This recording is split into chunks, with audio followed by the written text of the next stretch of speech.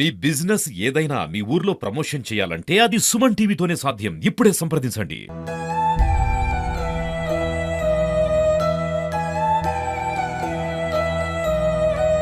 నా కొడుకుకి ఎట్లయిందో నా మనమన్ని కూడా అట్టనే మనసులో పెట్టుకున్నారయ్యా. ఊళ్ళో 2 పీనుగులు ఉండంగా కూడా మేము ముగ్గురం నలుగురం 4 అక్కలు.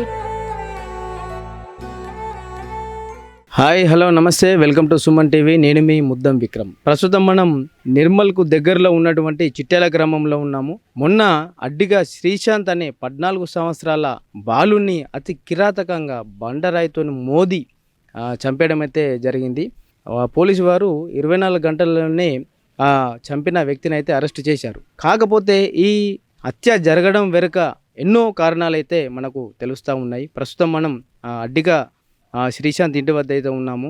వాళ్ళ కుటుంబ సభ్యుల్ని ఈ విషాదం గురించి ఒకసారి పలకరించే ప్రయత్నం చేద్దాం. ఆ కొడుకు నా 20 కొడుకు లగ్నం చేసుకున్నా, నా రక్తంలో తెచ్చుకున్నాను. నా ఇంటి పిల్లని నాకు దారులు తవలు వాసిపోవద్దని నా కుటుంబ పిల్లని నేను తెచ్చుకున్నా. నా సత కొద్ది ఆ పిల్లకు జానటి పిల్లడు, ఈ పిల్లడు నా కొడుకును ఈ 8 ఏళ్ళ పిల్లడు అయిన గడికే నా కొడుకు చంపి పేర్చిల్లు ఉబ్బిలో కూర్చిల్లాడు. నా కొడుకు పేరు ప్రభాకరి. హోలీ పండుగ నాడు చంపిల్లు నా కొడుకును. నా కొడుకుకి ఎట్లయిందో నా మనమన్ని కూడా అట్టనే మనసులో పెట్టుకున్నారయ్యా. నా కొడుకు లెక్కనే కక్కుతే ఉన్నట్లు నా కొడుకు లెక్కనే ఉన్నాడు నా మనమడని.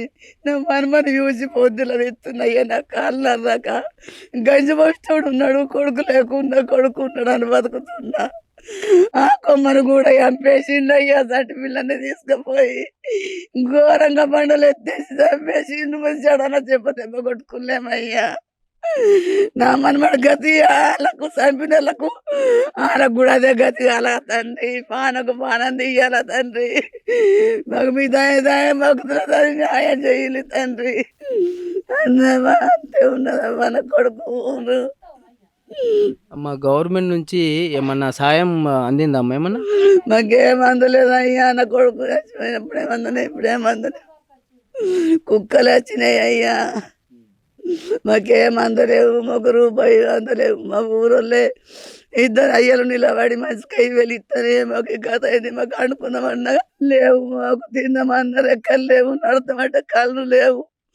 నా కోడలు అదట్ నా లెక్క దాని కొడుకును పొలగొట్టుకున్నది. నా కొడుకు పోయిండు. మేము బతుకుడు ఏమీ లేదు, గుడ్డ లేదు, ఏమీ లేదు. నిన్న దయకసిన నిన్ను బియ్యం ఎత్తి ఆట వేసుకుని తిన్నామయ్యా. ఏమి లేదయ్యా, అంతకు ముందు ఏం లేదు. ఇప్పుడు ప్రస్తుతం మనతోని అడ్డిగా శ్రీశాంత్ వాళ్ళ అమ్మగారు అయితే మనతో ఉన్నారు. ఒకసారి ఈ జరిగిన దుర్ఘటన వెనుక పాపం మామయ్య బాధను తెలుసుకునే ప్రయత్నం అయితే మనం చేద్దాం. అమ్మ నమస్తే. అమ్మ నమస్కారం. అమ్మ చెప్పమ్మా. పానంకు పానమే కావాలా, ఆడికి మాకు దుష్మాన్ కూడా లేదు. మేము లేంకుకుంటా రాంగా కూడా అటువైన వాదినంటే ఇంకా సిన్నిగాడు కానరాలేడని నేను యథార్థంగా మాట్లాడినా. ఆడని తెలిసిన వాటికే ఇంకా ఆ టైంలో అన్ని కూడా నేను చంపేసే ప్రయత్నం చేస్తుంటే మచ్చు.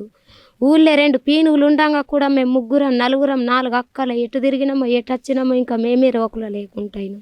అత్తడు తెల్లారేదాకా కూడా ఆ 2 పీనుగుల కాడ కూడా నేను పోకుండా గాలింగా మొత్తం తిరిగినా కూడా ఎక్కడ దొరకలేడు. అటు పోయి గంటలు ఉంటాడు, ఇటు పోయి గంటలు ఉంటాడు అని కూడా తిరిగినా కూడా మాకు కళ్ళకు కనవల్లే. మరి తెల్లారేదాకా యుద్ధం ఏడవన్నాడు అని కూడా ఎన్ని అక్కల తిరిగినాము. అసలు ఎన్ని అక్కల డాబాల మీద లెంకినాం. ఏడన్నా డాబెక్కి పన్నాడా, మరి ఏడన్నా దాక్కున్నాడా, మరి ఎట్టనా కొట్టలేము, చెయ్యలేము, తిట్టలేము.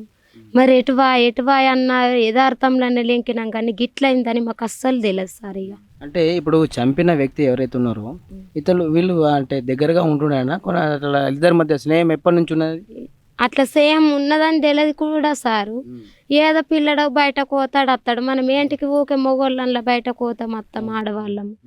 ఆవివ్వ గిల్లు దోస్తులు గిల్లు వీళ్ళు అడితో తిరుగుతాడు. ఆవివ్వ గిట్ట వేసిండు అనుమానం పట్టి ఆవు గాడు సారానని నువ్వు దుష్మాన్ ఉన్నావు, నువ్వు ఎంపినవురా అని ఇంటికి పోయి కయ్యమాడే గుసులాడే ఆవివ్వ అట్లా అనుకున్నా.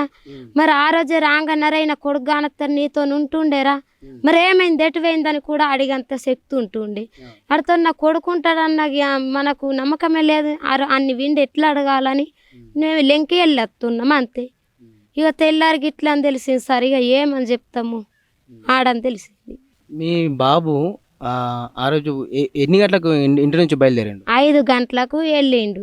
5 గంటలకు వెళ్తే మా అత్తమ్మ అంది ఇక్కడ కనబడ్డాడు, అక్కడ పీను ఉంది, పీనుకు కళ్ళు తెస్తే ఆ కోకలు వడయ్య వేయిండ్లు పాలన అంగి తెల్లటంగి మనిషి ఎక్కించుకపోయిండు అని అంటే, ఆ మనిషి ఓళ్ళు అంటే ఊరైనానంటే ఆ ఊరైనా కూడా గాడు నేను ఎక్కించుకపోయినమ్మ గిడ బ్యాంకు కాడ దీనుండే నీ కొడుకు అని అన్నారు. బ్యాంకు కాడ దాకా తిరిగితిమి, మరి అవన్నీ బ్యాంకు కొత్త ఆఫీసు అవన్నీ లెంకితిమి, అటు స్టేషన్ దాకా లెంకత్తిమి, అటు ఆడదాకా ఇటు లెంకత్తిమి, ఇటు లెంకత్తిమి, మొత్తం మాకు అందిన కాడికి లెంకొచ్చినాం సార్. ఇక గీళ్ళ మీద అనుమానం ఉన్నది, గాళ్ళ మీద అనుమానం ఉన్నదని ఎట్లెత్తుకుంటామా కాదమ్మ మనం. ఆవేవా దుష్మాను పగా ఉన్నారు, కయ్యమాడినాము, గుసలాడిన వాళ్ళని కొట్టిన అమ్మ కొట్టిండ్లనకపోవు, తిట్టిన అమ్మ నన్ను గిల్లు తిట్టిండ్లనకపోవు. అగాదం ఎట్లెత్తుకొని నిందె కట్టి మాట్లాడుతుంటే. అంటే మీ బాబు కళ్ళ దుకాణంలో పనిచేస్తుండేనా లేకపోతే ఇక్కడ అంటే వారం రోజులు అయ్యే మనిషి లేడు రా అన్నదానికి అంటే పోయిండట. పోయినా కానీ రోజు పోతుంటే సార్ నేను దూరంకి వెళ్ళన్నా భయపడతాడు, అమ్మ ఇజ్జత పోతుంది, మొగోళ్ళు ఉంటారంటే గొడసాటికి వెళ్ళన్నా యూజ్ చేస్తుంటే ఊళ్ళో పీనుగు ఉన్నది ఆడొచ్చేస్తాడు. వచ్చిండు 5 గంటలకు కదా, తిందలు కత్తాడు 6కి 6:30 7కి అచ్చిటే ఉంటాడు అని అక్కడనే కులంలో ఉన్నాం. ఉండి 7 8 దాకా చూసి 8 సంది స్టార్ట్ పెట్టినామంటే నైట్ 2-3 అయింది లేకోడు అంతే సార్. ఇప్పుడు మీకు గవర్నమెంట్ నుంచి ఏదన్నా సహాయం అందిందమ్మా? ఏం సాయం లేదు సారు, ఏం ఒక్కరు కూడా ఇగో అమ్మకి డబ్బులని ఇచ్చిన మనిషి ఇయ్యలేరు, మేము తీసుకునిలేము. ఇగో అని అల్లా అనలేరు, మేము ఇయ్యలేము, తీసుకునిలేము. చంపిన అతనికి ఎలాంటి శిక్ష పడితే బాగుంటుందని మీరు అనుకుంటున్నారు? ఊరి శిక్ష పడాలా, పానంకు పానమే కాల అంతే. పైసద్దు, ధనమద్దు, దైవమద్దు అంతే. ఇంతకు ముందు మీ భర్త ఎట్లా చనిపోయిండమ్మా? మా భర్తది ఆ తానాలు చేయవే ఇండ్లట. ఆ 13 ఏళ్ళ కింద ఇట్లా జరిగింది తెలియదు. నేను మా ఇంటికి పోయి 1 నెల అయింది సారు. నేను సచ్చాడ వండేసినాకనే నన్ను మా ఇంటికి వెళ్ళి తెచ్చిండు, నేను లేకుండా ఉంటే. ఇక ఆ విషయం గీళ్ళు గాళ్ళ నేను ఎట్లా అంట. అదండి, వీళ్ళ దీన స్థితి చూస్తే ఎవరికైనా అని బాధ కలిగించే విషయం అని చెప్పవచ్చు. ఎందుకనంటే 13 సంవత్సరాల క్రితం వీళ్ళ భర్త చనిపోయాడు. అది కూడా ఎట్లా అని యాక్సిడెంట్లో, అంటే హోలీ రోజు స్నానం చేయబోయి అక్కడ చెరులో చనిపోయాడు అని చెప్తా ఉన్నారు. దాంతోపాటు అల్లారు ముద్దుగా పెంచుకున్న కొడుకు ఇప్పుడు చేతికి వస్తుండన్న సమయంలో ఇలా జరగడం అనేది ఎంతో బాధ కలిగించే విషయం. ఖచ్చితంగా ప్రభుత్వం వీరిపైన దృష్టి సారించి ఏదన్నా సహాయం చేస్తే వీళ్ళ కుటుంబం ఇంకా ముందుకు సాగుతుందని చెప్పేసి మేము సుమన్ టీవీ తరపున విజ్ఞప్తి చేస్తూ ఉన్నాం. దాంతోపాటు ఈ అతి కిరాతకంగా ఆడ మగ అని తేడా లేకుండా ఇంత దారుణ దుర్ఘటనకి ఒడిగట్టిన ఆ నిందితుడిని ఖచ్చితంగా ఉరి తీయాలని చెప్పేసి ఇక్కడ వీళ్ళ అమ్మగారు దాంతోపాటు నాన్నమ్మగారు వీళ్ళు డిమాండ్ చేస్తూ ఉన్నారు. ఖచ్చితంగా వీరిపైన తప్పకుండా చర్యలు తీసుకోవాలని చెప్పేసి మేము సుమన్ టీవీ తరపున డిమాండ్ చేస్తూ ఉన్నాం.